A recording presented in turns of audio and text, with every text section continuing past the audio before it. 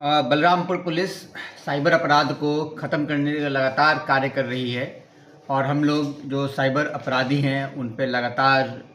कार्रवाई कर रहे हैं। अब तक जो भी कार्रवाई हुई थी उससे अग्रेतर कार्रवाई की गई है। जैसा आप सब लोग विदित हैं कि जो गैंग हमारे यहाँ पकड़ा गया था उसका जो मुख्य रूप से जो व्यक्ति पकड़ा गया था उसका शेक्सपियर नाम था और पिछले प्रेस कॉन्फ्रेंस में शेक्सपियर के पास जो बाइनांस की आईडी चल रही थी वो जिसके नाम से चल रही थी उस व्यक्ति को हमने गिरफ्तार करके जेल भेजा था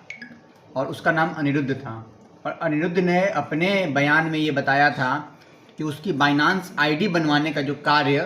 किया था वो निर्मल ने राहुल ने मिलकर किया था। तो उसी के आधार पर निर्मल और राहुल को पकड़ा गया और उसमें ये तथ्य निकल के सामने आया है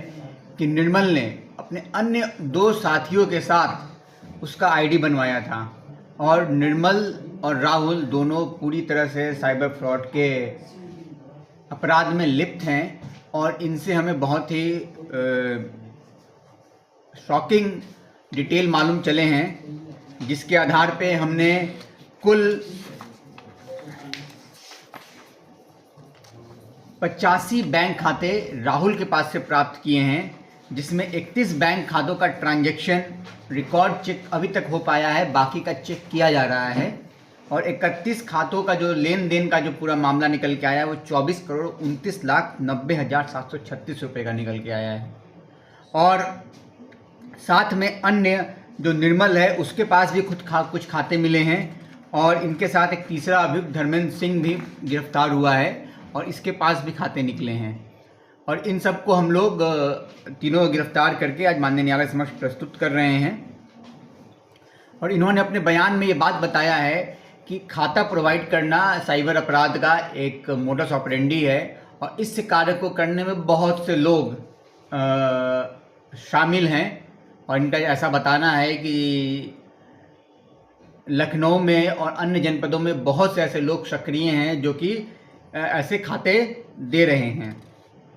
इन लोगों के बयान में जिन लोगों खाते दे रहे थे उनके नाम भी निकल के आए हैं, उनके ऊपर ही पुलिस कार्रवाई करेगी। और इनमें एक और बात निकल के सामने आया है कि ये लोग खाते उस लोन ऐप के माध्यम से फ्रॉड करने के लिए दे रहे थे और साथ में ये लोग खाते इसके लिए भी दे रहे थे कि ऑनलाइन गेमिंग का जो फ्रॉड का पैसा है उसको निकालने के लिए भी, उसको सर्कुलेट करने के लिए भी खाते दे रहे थे। तो जो ये 85 खाते में प्राप्त हुए हैं, ये 85 करंट अकाउंट खाते हैं और ये सब लोन ऐप के माध्यम से फ्रॉड करने के लिए उपयोग में लाए जा रहे थे। इस जानकारी पर जनपद बलरामपुर की पुलिस ने एक और मुकदमा लोन ऐप फ्रॉड के लिए पंजीकृत कर रही है और उसमें पूरी हम लोग आगे तक विवेचना करके लोन ऐप फ्रॉड करने वालों पे भी कार्रवाई करेंगे।